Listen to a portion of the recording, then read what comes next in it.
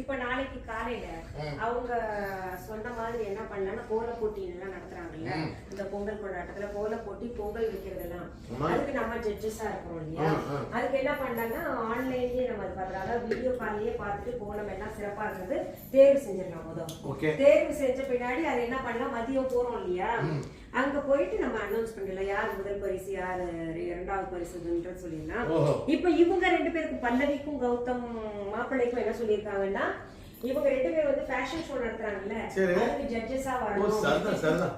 ஆமா நீங்க தான் ஜட்ஜஸ் இன்னொரு ஃபேஷன் ஷோல கலந்துக்கிறீங்க கூட இல்லையா ஒரு ஃபைனல் வாக். ஆமா இப்போ மேகா வந்து அவங்க ஒரு அகேஷன்ல கலந்துக்கிறாங்க. எந்த அகேஷன்மா உங்களுக்கு சொன்னாங்க? ஃபேஷன் ஷோலயும் அவங்களும் சொல்றாங்களா? சரிதான் சரிதான். ஆமா அதான் நம்மளும் கலந்துக்கிறோம் நம்ம ஜட்ஜா வர்றோம் பாடுறோம்.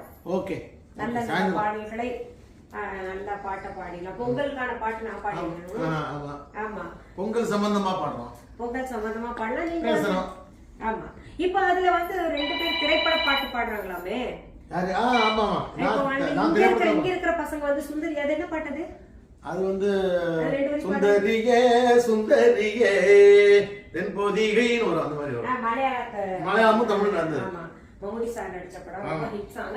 அது வந்து உங்க கூட அந்த பையன் பசங்க பாடுறாங்க. ஆமா சரி. அப்புறம் நம்ம இந்த இது கோபுர காத்தாடி போல ஏண்டி என்ன சுத்துற அந்த பாட்டையும் எங்க உள்ளவங்க பாடுறாங்க என் கூட.